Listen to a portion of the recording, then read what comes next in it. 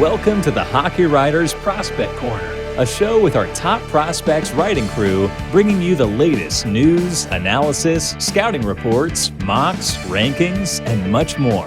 From the World Juniors to the NHL draft floor, from the farm to the NHL, our team covers everything that happens in the world of prospects. So sit back, grab a notebook, and get ready for Prospect Corner.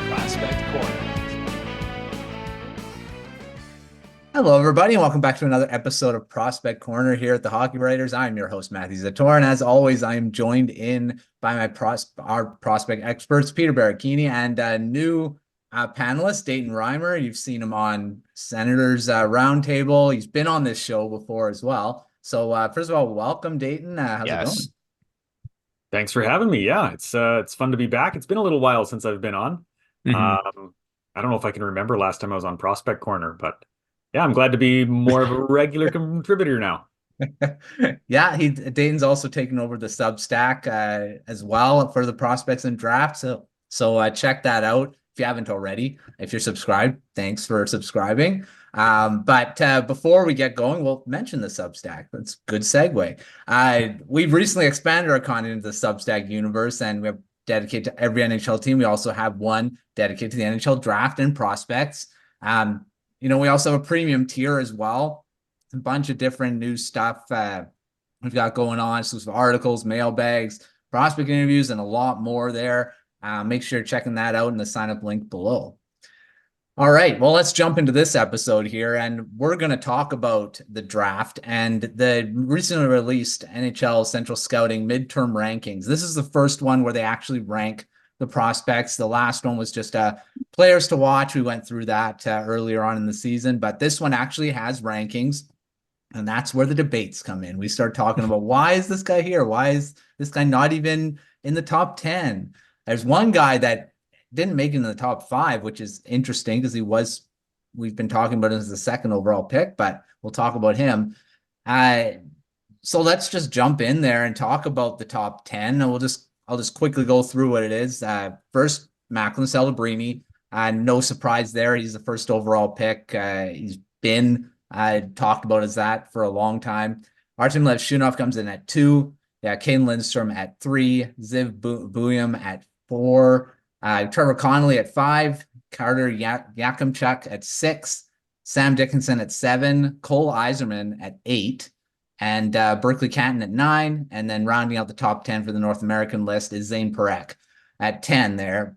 There's a few names. I kind of emphasized Cole Eiserman at 8, so we'll talk about him in a sec. But first, I'll start with you, Peter. Is Macklin Celebrini the clear first overall pick right now? Is there any debate in it? I mean, he really solidified it at the World Juniors.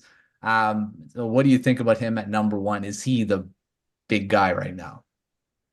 Definitely the top dog in this draft class. I mean, no doubt about it. No ifs, ands, or buts. And even so, there's the competition of, again, the debate about Artem Levshunov, second overall, Caden Lindstrom, third. As much as I love Caden Lindstrom, Macklin Celebrini is not necessarily miles ahead of him, but he's made it interesting. But he's a clear front runner. It's going to be very difficult for anyone to try and dethrone him. Not necessarily last season. Connor Bedard was the clear-cut number 1 throughout the whole entire season. Celebrini's looking like that right now, and it's just his overall skill set, the smarts, the awareness, his off-the-puck play. He's just on another level right now, and he's just tearing up the NCAA. Like you mentioned, he was a major factor at the World Juniors. 8 points in 4 or 5 games. Really impressive, especially as a 17-year-old, where he was carrying the offense on a team that really struggled consistently throughout the tournament. So him rising to the occasion against players within his own age or older than him, non-factor. Same thing with the NCAA. The fact that he's so mature at this age right now and he's able to elevate his play is a big factor as a result of that. But his competitiveness, his intensity, he can take control of a shift instantly. And we saw that at times at the World Juniors, even during, the NCAA season. He is really the top dog in this draft class. He does it all, and he's got it making to be a really top line center in the near future. Yeah, 100%. I mean, we don't know if he's going to be a generational talent like Connor Bedard. Yeah. He probably won't be, but I think maybe a Jonathan Taves type, that type of a guy. And that's not bad. I mean, he was in the league for a long time and was a real key part of the Blackhawks. And so, I mean, it's not like it's bad to be that type of player. Over to you, Dayton. Do you agree? Is Celebrini that first overall pick, or are you kind of saying someone else could dethrone him? Well, you kind of mentioned that it's not a 2023 situation where we have a absolute clear-cut generational talent with Connor Bedard and then everyone else. Macklin Celebrini is not a generational talent. He's fantastic. Watching him at the World Juniors was great. He was often the best player on the ice for Canada, and there were some really good prospects on there, and they didn't shine, and he did.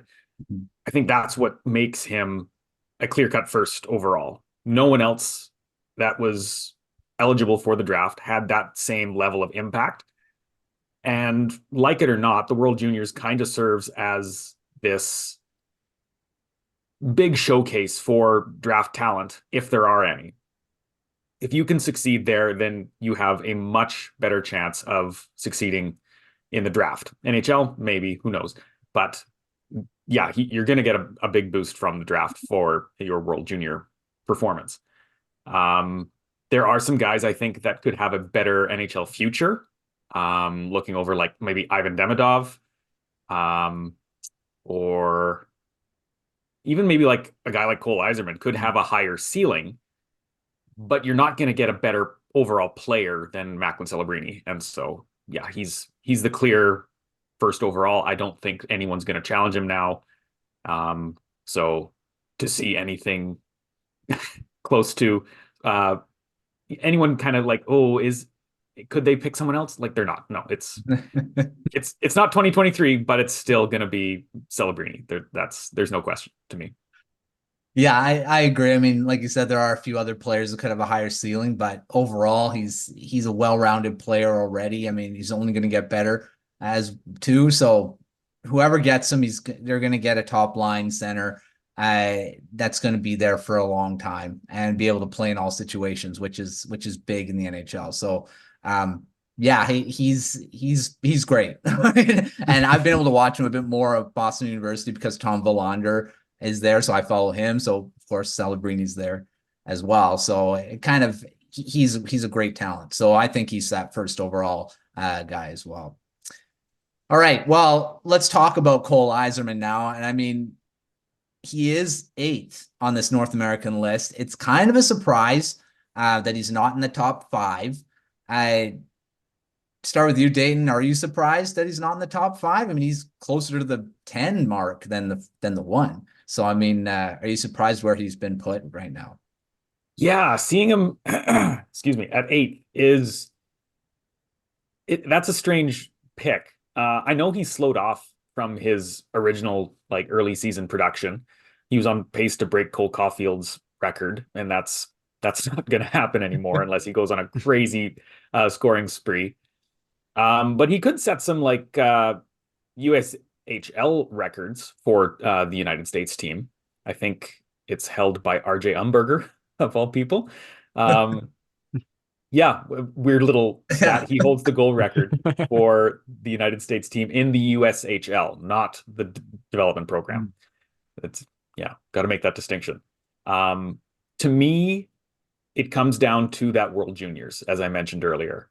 Macklin Celebrini was there. He made a big impact for Canada. Cole Eiserman was not even on the preliminary roster for the United States. And I think he could be like a Cole Caulfield type of scorer. He could be an amazing sniper in the NHL level. But because he wasn't even considered for this American roster, scouts took notice of that. And they thought, evidently, that he wasn't as impactful as some other players on this list. I don't think that's fair, but I think that's why he dropped. Yeah, I mean, I was surprised to see him towards that 10 and rather than, we were saying 2 at times, we were saying 3. I believe our preliminary rankings were two. He was second overall in a lot of. I know Peter. I think you had him at 2. Pretty sure Logan had him at 2 as well. So I mean, to go to 8. I don't know where we'll end up being in the final rankings when it all gets said and done. But yeah, it was surprising to me for him to be at 8th as well. But it's good points of why he is there. Peter, are you the same? Are you surprised where he's been put? And is there a reason for why he's there? Surprising, but expected. And I'm going to go back to like one of the previous episodes that we talked about in regards to Cole Eiserman and his play. I believe it was like maybe the preliminary rankings or even, after that when we were talking about his play overall. And when you're being compared to, in terms of shot wise, to Austin Matthews, you expect him to be 1, 2, 3. I mean, he could put the puck in the back of the net. Like he can snipe it, he can shoot it, he could get to the dirty areas, he could do it all. But that's just his one MO at this point. He's not, standing out in other factors. He lets the play come to him quite a bit. He's very jumpy on zone exits to try and get the jump ahead of, defenders. Puts his team in an awkward spot. He utilizes the size at times, but doesn't utilize it often. Defensive awareness, kind of a little bit off, but he's just not taking control of a shift. He tries to be a little bit passive and he opens himself up very well, but he does that too often. You got to be involved constantly and you want to have control of that puck. You see that with a lot of top shooters like Steven Stamkos. You see that with Ovechkin, Austin Matthews. They drive the play at certain points as well. Not quite seeing that with Eiserman. So yeah, a little bit surprising, but it's kind of expected because everyone is seeing the same thing right now, and it kind of affected his draft stock a bit. Now, can he improve on that? Can he be a little bit more competitive and take control and show that, bit more of a work ethic increase? Absolutely. But this time around, I think that's the main reason why. Yeah, I mean, he's got to get a bit more rounded in his offense. Austin Matthews, his shot is his trademark, but he does score in other ways. He does, most of his goals are with the shot, but he's not one-dimensional. And Eiserman's got to figure that out. I mean, he's young. He'll definitely will. I mean, that's something that he's just got so much talent. We'll see where he ends up in the final rankings of where he ends up being drafted. But he's definitely a top 10 pick. I mean, I don't think he's falling out of that range, but we'll see if he's going to end up being in that top 5 where we kind of pegged him at the beginning. Okay, well, let's talk about the rest of the top 10. We listed them at the beginning. I'll start with you, Dayton. Is there anyone that you're surprised seeing in this top 10? I mean, I know a few of them have been there. We've talked about them in that top 10 in the past. Are you surprised with any of the names right now? Yeah, and I think this might come out as a bit of a hot take. I'm basing it mostly on some personal viewings that I've done. But Carter Yakimchuk, he is a fantastic offensive defenseman. He's got a great shot. He, is, I think, the leading scorer on a weaker Calgary Hitmen team. But to place him above Sam Dickinson, I don't know about that. He to me is like borderline top 10. I watched him, and when they played the Blades, Saskatoon Blades, guess where I'm based. The Blades kind of just took over against the Hitmen, and he had very little impact. Carried the puck up to the blue line a couple of times.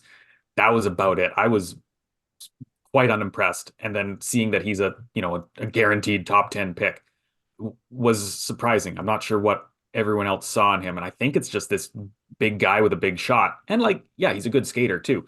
But to me, he doesn't have that all around impact that someone like Sam Dickinson has, who was ranked 8th or no, not 7th, whereas Yakimchuk was 6th. And that's very least they should be reversed.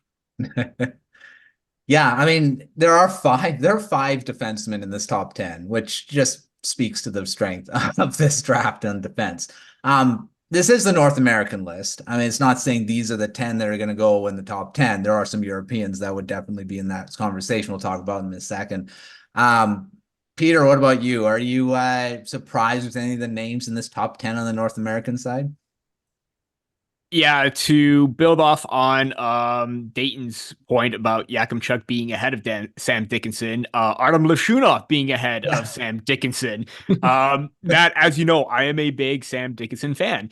I know we talked about like who would we rather have at the moment, Lashunov or Dickinson.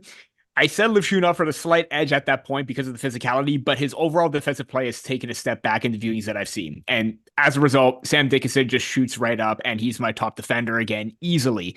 But yeah, that's the main reason. Sam, as Dayton mentioned, Sam is completely well-rounded, and the reason why I have him highly regarded in this draft class because he could do it all: power play, penalty kill, 5-on-5, great gap control. Takes away the space very easily, keeps players at the outside, and he's very tenacious with his physicality as well. We saw it to Helenka Gretzky. We're seeing that this season as well in the OHL. I think that if they're basing it off of who's going to have the higher ceiling, I think I hate player comparables, but when I see Sam Dickinson play, I see more of like, a very strong, sturdy two-way type of player. And one person I think of that is Aaron Ekblad. Now, that's probably a big pedestal to put on. I'm not saying he is going to be Aaron Ekblad. I just see similarities in his game, and the offense may not translate it, but into the next level, but he has that skill set to be a factor on both sides of the puck. And that's the reason why I don't think Lashunov should be the top defender in this class. Yeah, he's also a right-hand shot. He could, attack the zone pretty well, but that can put him in a bad spot at times. Sam knows when to back off. He knows when to prioritize, and he has that awareness. So that, to me alone, is going to be the big one. And a little side note as well, maybe Trevor Connolly at 5. We talk about past issues, with social media and everything like that about a picture that was posted, how he's atoning for himself, and you're starting to see that, but also just his overall play. Yeah, he's dynamic, but I think there's still some concerns with his consistency in defensive play that maybe really isn't worth being a top 5 or even top 10 player at this point. Yeah, I mean, I was really surprised seeing Dickinson at 7. We've talked about him as one of the top defenders.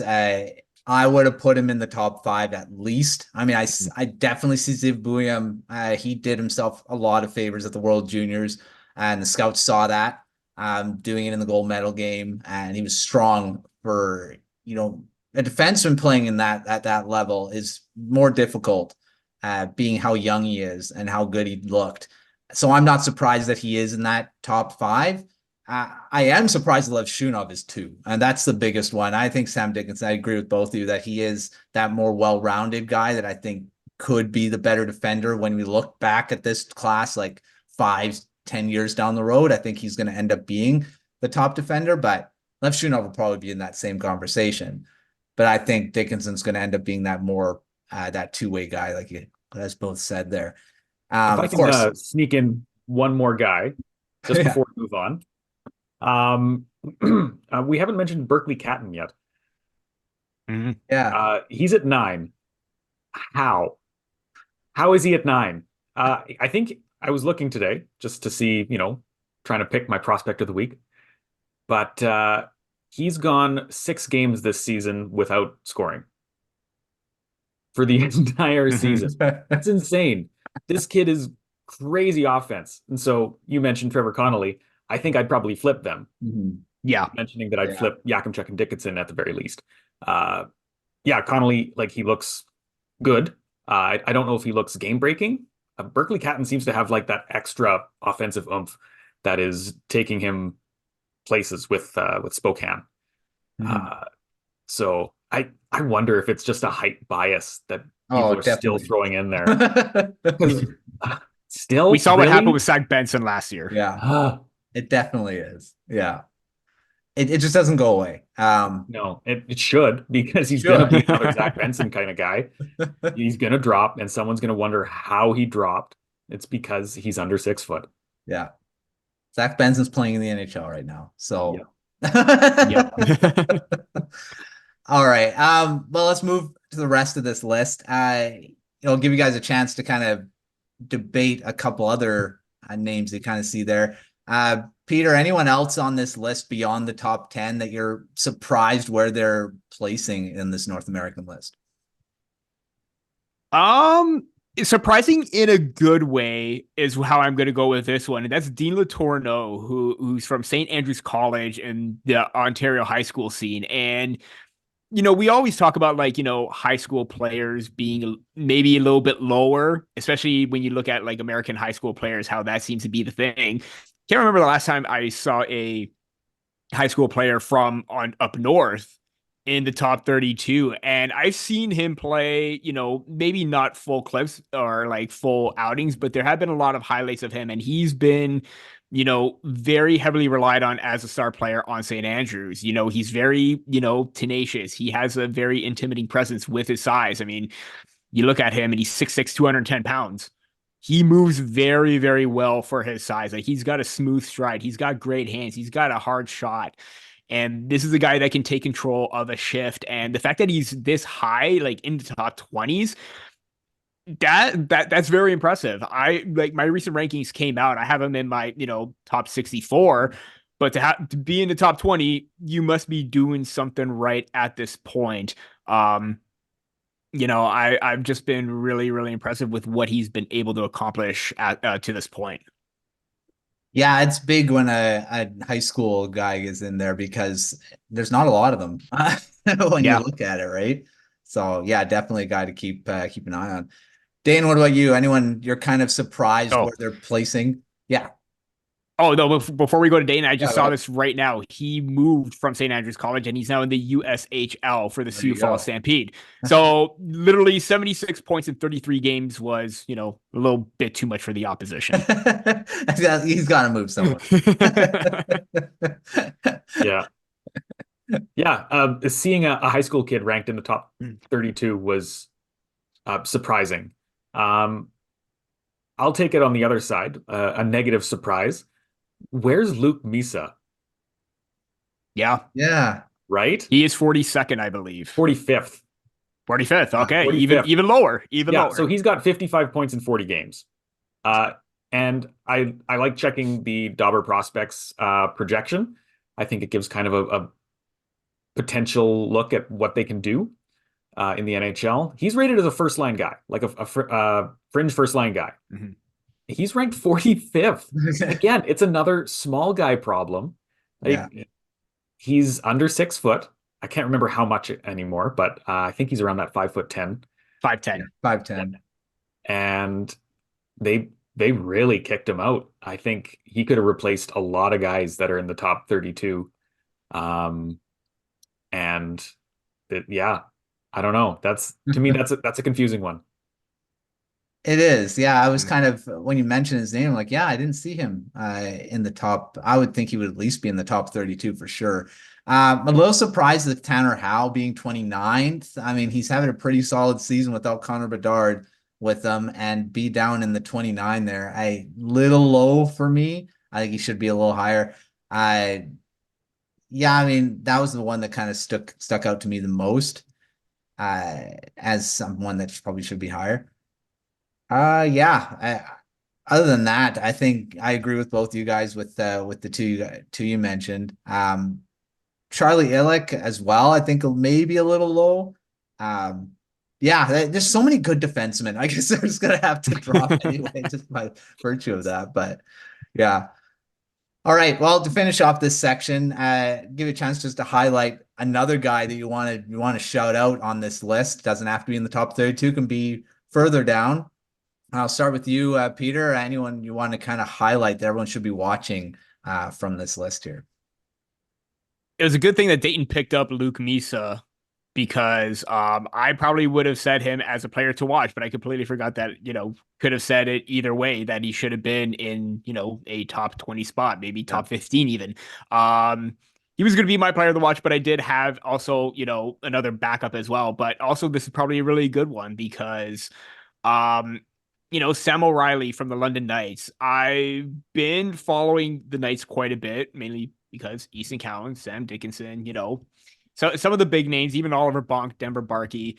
But because they had a few draft eligible players this season, obviously when I watch Sam Dickinson and I see this player that has the speed, the energy, and it's Sam O'Reilly, and he is currently leading all rookies in the OHL with 40 points. Big reason why he's in the top 40 here. 6'1", 186 pounds. Just a very strong two-way presence. He's got a note or a knack to find the middle of the ice constantly and wreak havoc in that middle, especially in front of the net. He can get it on the attack. He's very persistent in that regard. Yeah, I when I saw one game, I wanted to watch a little bit more to see what he can do, and he has been rising up my list for quite some time. So it's great to see him in the top 40. Yeah, it's a good. I mean, the London Knights are just so strong of a team. I mean, there's quite a few guys you can watch on that team for sure. Dayton, what about you? Anyone you want to highlight that everyone should be watching from the North American list here? Yeah, I'm going to stick within the top 32, and I'm going to jump up to 18th with Andrew Basha. He's been a guy I've been kind of trying to pay attention to all season long. I grew up in Medicine Hat, so the Tigers are near and dear to my heart. I love that Caden Lindstrom is third overall. That's great. Yeah. But I got into a bit of a Twitter conversation with a guy who ranked Basha above Lindstrom. And I was like, I haven't seen that ever. What's your reasoning? And he says that, and I have yet to kind of verify this, but I thought it was something interesting to keep an eye on, was he's sort of the playmaker behind the scenes, making everything work. And based on some of his stats, I think there's some validity to that. He's on a 4-game point streak right now, and he's got 9 points and 2 goals. That's, he's clearly a guy who's setting up everybody else. And on a Tigers team that features Lindstrom and another kid that we'll be talking about for a couple of years, Gavin McKenna, that's a dangerous top line. And I think Andrew Basha is someone who could be slept on a little bit because he isn't as in the spotlight as the 6'4" Lindstrom. But he's got some real talent to him. So I'm interested to see kind of what happens with him as we go into this sort of mid era of draft talk. If you want to call it like that. Yeah, I mean, he's 5'11". I don't know if you want to say that's undersized, but seems like everyone thinks under 6 feet is undersized, which is, yeah. But yeah, that's a guy to keep an eye on for sure. I mean, there are definitely Lindstrom has risen quite a bit from where we taught. He's just been so good. And then of course the line mates get highlighted as well. McKenna is going to be a guy to watch. He's not eligible till next season. He's not eligible till 2026. 2026. That's right. It's 2 years. Yeah, like you said. And he is so good already. Yeah, we'll be talking about him for a while. All right. Well, before we move on, we're going to move on to the European list. But before we do that, got to mention the Substack again and make sure you're checking that out. We of course have all the other Substacks under our Hockey Writers umbrella, but we do have the NHL Draft and Prospects Substack as well.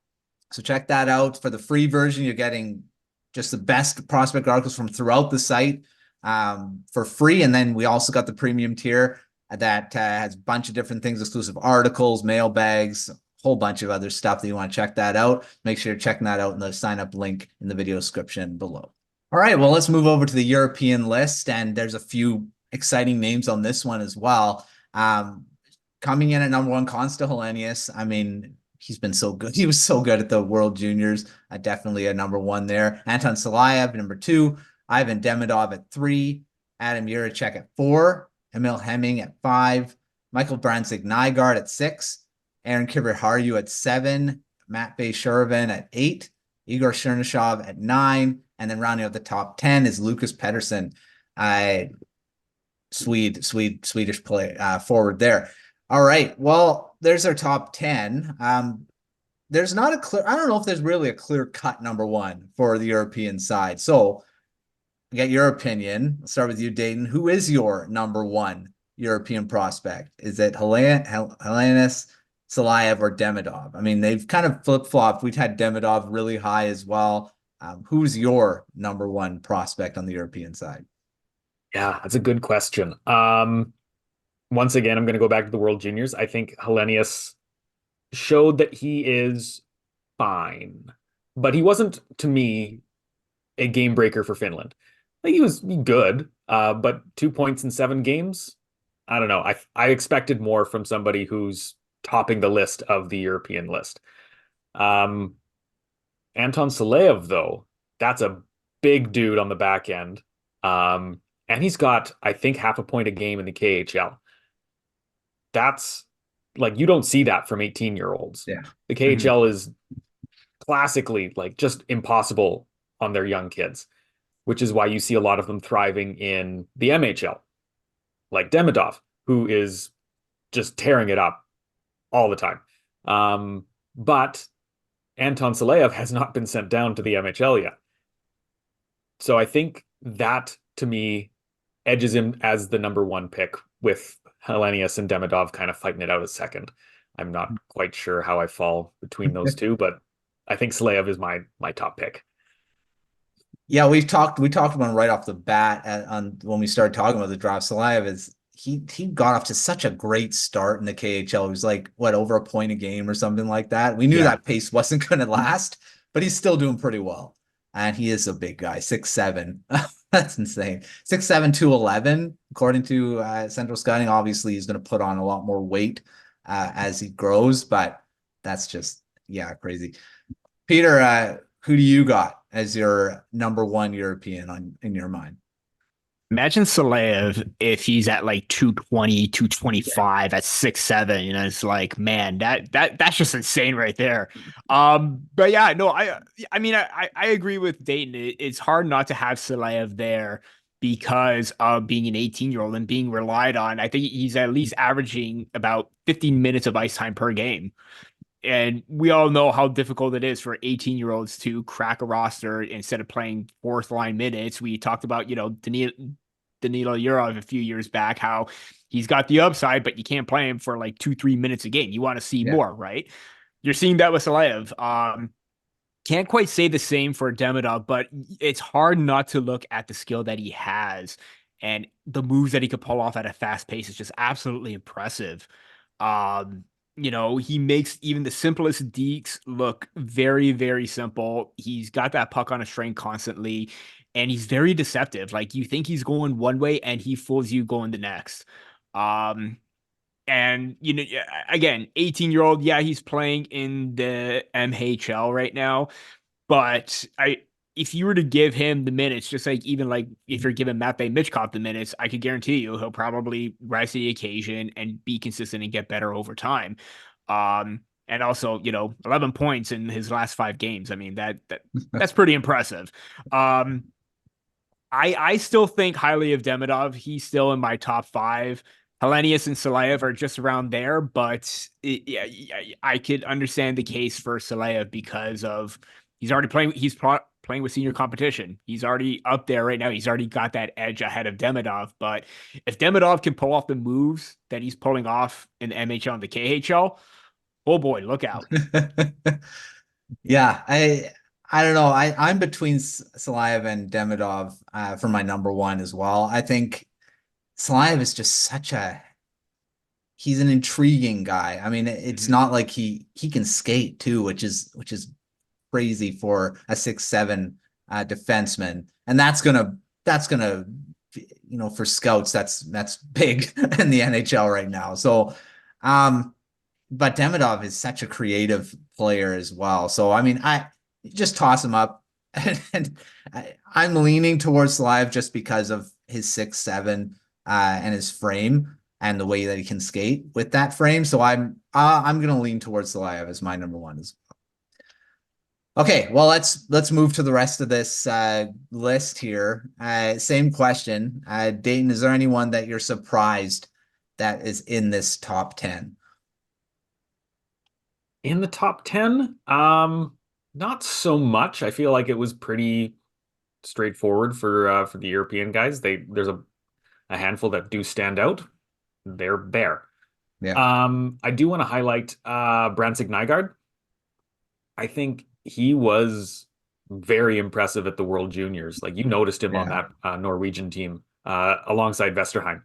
And to see him at 6, I think I'd bump him up a little bit. I might even slip him into like 4.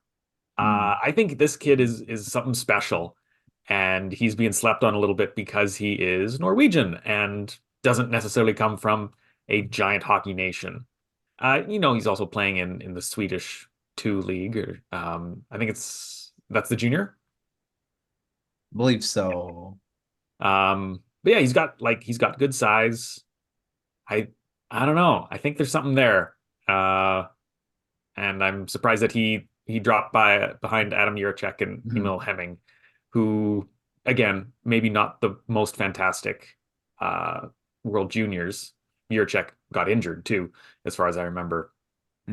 Yeah. So I don't know. To me, that's the thing that stands out in the top 10.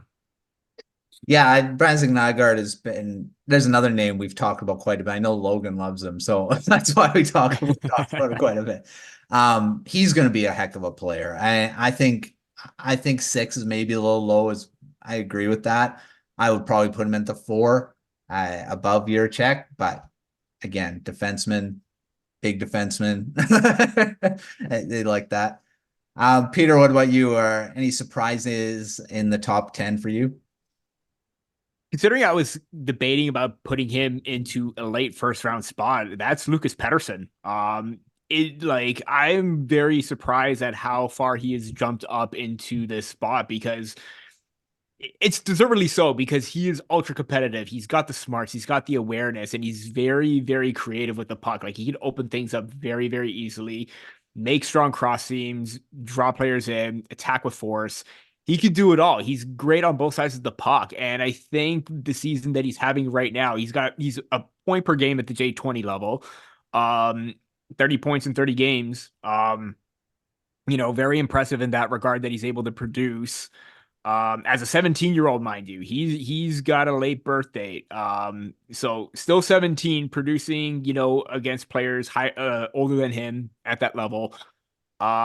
Very, very, very impressive from him. Again, for him to be in a top 10 spot, this is probably in a range where he's projected to maybe go top 20, top 25. And I'm debating about whether he should be an early second or late first. So it's a testament to how well he's played this season. Yeah, another Pettersson, not related. No relation. Gotta check on that. Yeah, no, not related. Not related. A lot of Petterssons around. And they seem to be all talented, which is crazy too. All right. Now let's move to the rest of this list. Dayton, anyone that you're surprised or that's in this top 32? There's a lot of names that probably have to go a little deeper to find out who they are, because it's not as much viewing opportunities to view these guys. But are you surprised of any of the rest of this 32? Surprised? No. Like you mentioned, it's a little tougher to kind of be as familiar with these guys. So I'm trying to do a little bit of homework and catch up and see like who is on this list. But one name that does jump out to me is Leon Mugli. He was at the World Juniors, and the Swiss didn't have a fantastic tournament, but he was there. He was a consistent defenseman for them, and I think that speaks to his talent. You've got like you mentioned earlier, Zeev Boyum playing big minutes, and that's really tough for an 18-year-old. And Mugli was, I think, doing the same thing. I can't remember what his minutes were, but we all know that Swiss defense isn't as deep as the Americans, so he'll probably be doing quite a bit. I just don't have the numbers in front of me. To see him at 13, I don't know. I think he deserved maybe a top 10 mention. I think 13's a little low. But other than that, everyone else was pretty much like just check it off for the homework. I gotta figure out who these guys are. I don't know if I can admit that on here, but no, it is. There's a lot you have to, like I say, it's not as readily available to watch on TV, or you have to find some feeds or just Twitter feeds of guys that are throwing up clips. For me, I think Alexander Zetterberg, again, 5'7", he's on the undersized. range. He's at 18th. I mean, maybe that's a little low with his skill level. I think he's going to end up being a steal after whoever gets him. He's just going to drop. He's not going to be in he probably deserves to be in the second, third round, but probably going to end up being a third, maybe end of third, fourth rounder when it all's said and done. But yeah, and then another guy I want to mention too is Aaron Kiriharju. We've talked about him a few times, even injured. Maybe not really surprised he is at 7. I mean, they still think he's a top 10 guy, even though he's been injured, not as much viewings on him. So maybe he is in the right spot. So maybe that's not a surprise, but I just want to it's interesting to see that they left him in that top 10. Just looking at his talent level rather than just not being able to watch him as much. Okay, let's finish it off. Other prospects to watch on this list. I mean, there's a few, and this is where our fans of the show are probably tuning in because they don't know a lot about these guys. So, Peter, do you have anyone that you kind of want to highlight on the rest of this list here? I want to highlight Alphonse Frey from probably going to butcher the name Vaxo. Vaxo. Yeah, Vaxo. it's like okay. Vaxo. So okay, perfect. It seems like one of those defenders that are just like, starting to emerge right now, kind of like, Tom Willander midway through the season last year. And now it seems like Frey is catching a lot of attention right now with this strong two-way play. He's got good mobility on the back end. He's got great hands. 23 points in 29 games in the J20 level. Again, when you're hovering around that close to that point per game pace, especially even as a defender, that's pretty impressive. So the fact that he's got the size 6'1", 192, he's got the offensive skill set, but the ability to, be strong in transition on both sides of the puck, defend well against the rush. This is a guy that's, he's 23rd right now, but he's definitely someone that could definitely move up as the season progresses. So he's one name to watch for me. Another defenseman. There's just so many good defensemen in this class. I mean, if you need defensemen, this is the one. Oh yeah. This is the one to get them in. Dayton, what about you? Anyone you kind of want to shout out as someone to watch here? Yeah, I'm going to pick a weird one because, as I mentioned, I'm also doing a little bit of catch up with the European list. And it is one of my favorite names on the list, Melvin Fernstrom. Yes. It's a good name. Yes. So he jumps out at me as somebody who is putting up a lot of points in the Swedish Junior League. And he does have a cup of coffee with Örebro. And I mean, went as about as you expect, 4 games, no points, but didn't play a lot, I can assume, because no one in Sweden, that's not how it works with teenagers. You get your, 3 minutes a game and then you go back. Unless you're, really, really at something else. Generally, that's what I've noticed. Yeah. But Fernstrom has 32 games with the Junior League, 21 goals, 40 points. So that's someone that jumped out at me as somebody who is sort of putting up like a lot of production under the radar and might be able to be a bit of a steal later on. I don't think anyone else has ranked him because he's 32nd on the European list. So that's already pretty low. Mm-hmm. But I'd like to see if he ends up climbing a little bit, if he can keep this pace up. So that's my guy to watch. All right. That's awesome. I'm going to throw out a guy just because I think we've mentioned him. I think Logan mentioned him quite a while ago, maybe. Miroslav Shatan. This is his son too, and it's the same name. It's just funny to me. He's 6'7". 6'7" center. I mean, geez. I mean, if he can, he is a little low on the list, but I just find it funny. It's the same. He's 50th. But 6'7" and the same name as his dad, who played in the NHL for quite a few years. And I don't think Shatan was that big. I don't think he was 6'7". I think he was like maybe 6'4", maybe. Let me pull it up. I've got it. I think we'll see who gets it first. Yeah, he's only 6'2". 6'2". Yeah. Yeah. So where did the height come from? Where did Son get the height from? Yeah. Yeah. So keep an eye on him. I mean, who knows where he's going to end up, but it's always good to have the bloodlines in there as well. Okay. Let's finish off before we get to our prospects of the week. We got to talk about the goaltenders, so we can't leave them out.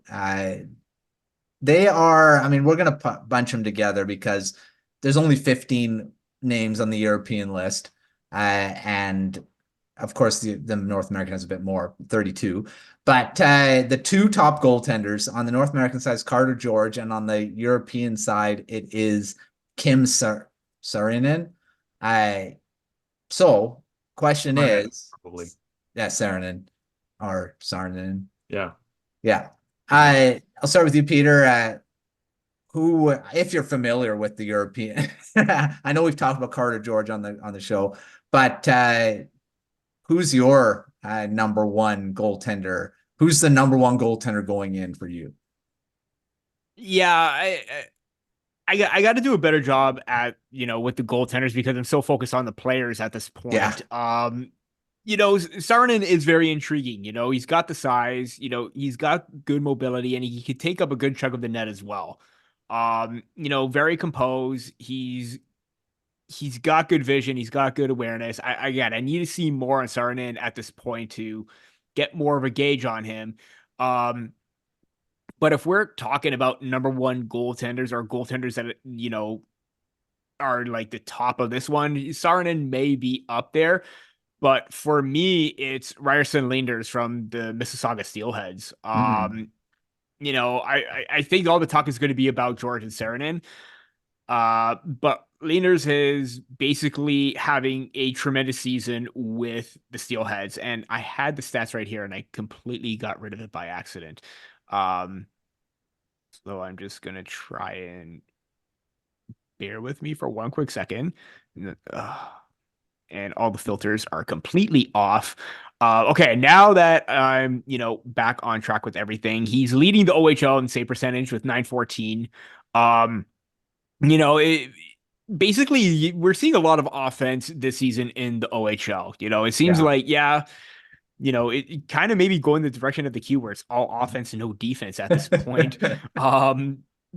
But, to be leading in the save percentage department right now, that's impressive. And, he's got a .310 goals against average, which is very, very respectful as well. And he's leading, or he's besting Carter George in both departments as well. Good size. I watch him quite a bit because I'm watching Luke Misa and he's just tracking the puck like no tomorrow. Like he's always focused on it. Like he's got laser vision. Even if it's through traffic, he's spotting that puck very easily.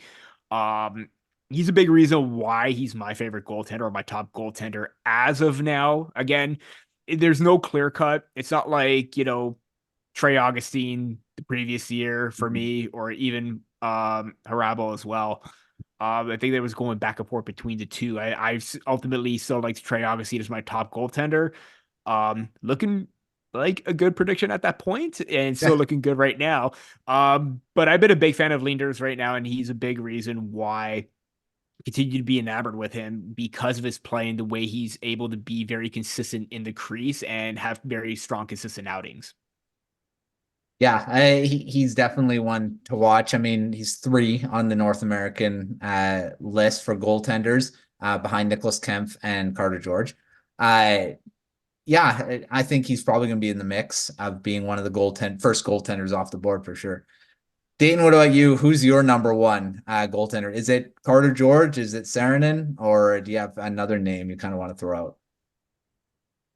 Yeah, so between the two number ones, I would think I would pick George. As you mentioned, Peter,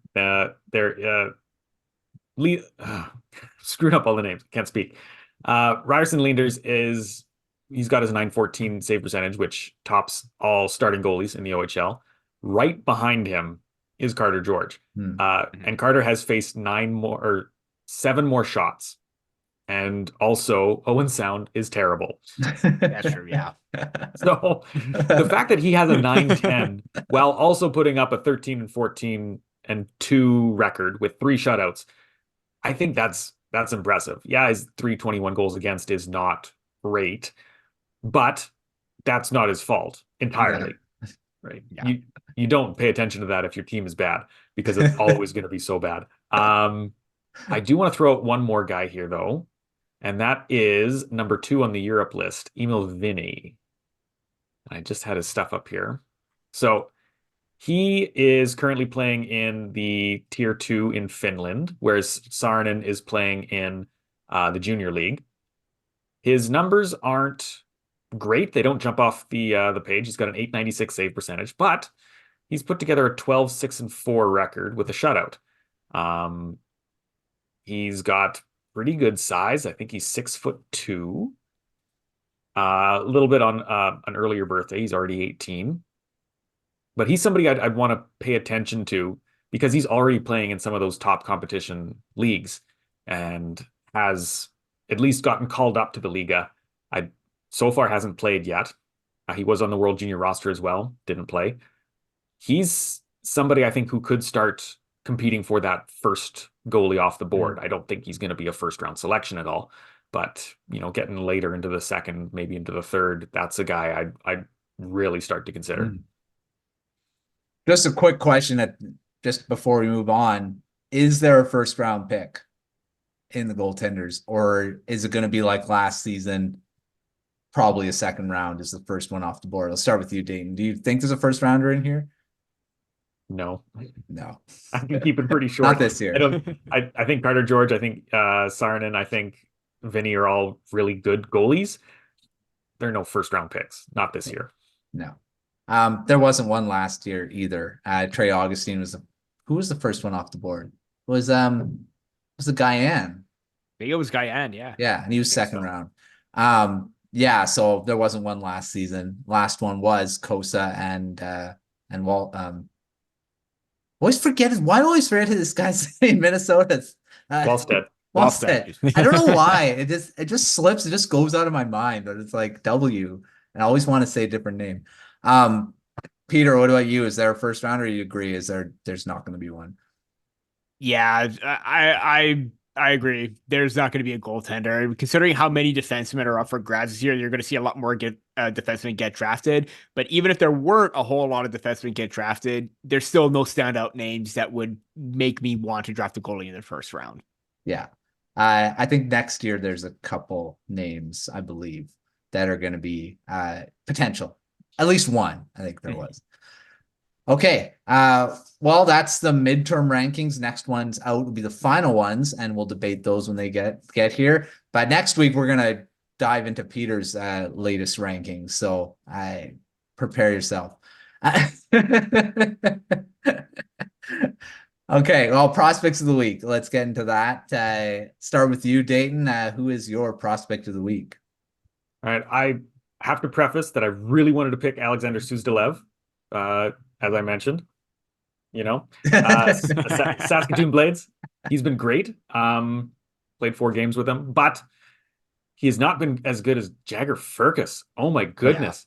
Yeah. He is on a 14-game point streak.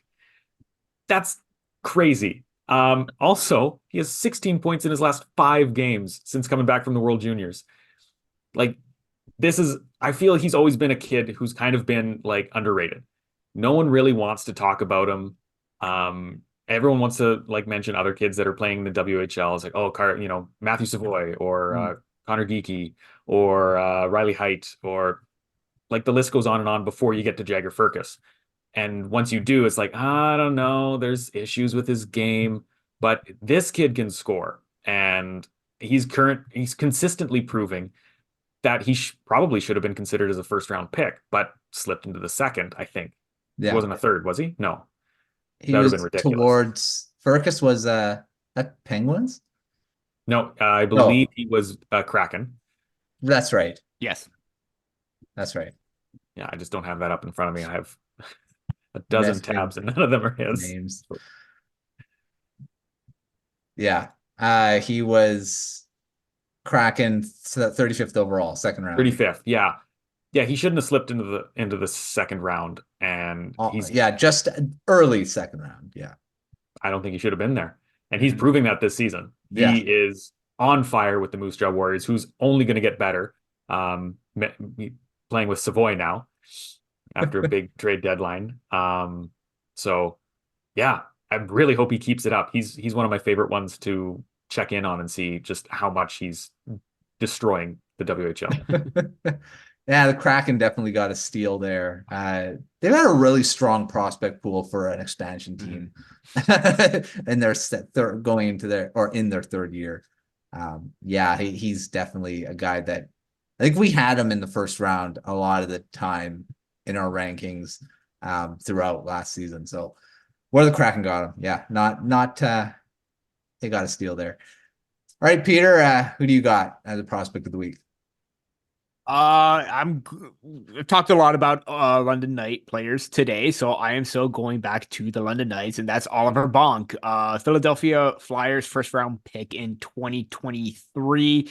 And since coming back from the World Juniors, again, he had a good tournament at the Juniors. I'm going to preface this. If you're still bashing on him for that deflected goal against, give your head a shame and get off social media as well. Yeah. Back to the important stuff about Oliver Bonk. Since coming back, he has been on an absolute tear. 14 points in 5 games. But the biggest one is in the last 3, he has 11 points in 3 games, including a 5-point game and a 4-point game. And as a result, he was named OHL Player of the Week because of that. Third in OHL scoring among defenders, which is really impressive to see him there as well. I was really high on him throughout the draft as well. One of my favorite defenders. The fact that Philadelphia swiped him early in the second round, in the early part of the 20s. It's looking like a really, really good selection for them. And just his play overall has been phenomenal since coming back from the World Juniors. So he's my prospect of the week. Yeah, that deflection, I think it was double deflected too. So it's not like, I mean, yeah. So don't blame a 18-year-old prospect for a bad bounce. Yeah. You can blame the whole Canadian team for not showing up, except Macklin. Exactly. Yeah. Said and done. Easy. Yeah. Should have put Firkus in. Yeah, right. There's a few names that could have been. Yeah. I should make one correction. It's 16 points in 4 games, not 5. Oh, it's even better. Even better. Yeah. So there you go. I had to bring that up because it is stupid good. That's nobody does that. Well, talking about stupid good. Mine is Hunter Brzustewicz. I'll just keep mentioning him until he stops doing what he's doing. He's got 67 points on the season now. Still on pace for over 100 points as a defenseman. He's actually on pace for 109. If he hits the 100-point mark, it'd be the first time since Ryan Ellis did it, and that was over a decade ago. So that'd be a pretty crazy thing to happen. And if he does hit that 109 points, he'll tie, I can't remember his name, but it's like 5th on the whole all-time OHL list for defensemen hitting 100 points. So that's insane to me. He's on pace for 96 assists. I mean, that's just, and he's got 16 points in the last 10 games. I believe he only has a handful of games where he hasn't gotten a point. And he's gotten like double-digit point streaks. And when he does get the point streak broken, it's just for one game, and then he goes on another streak.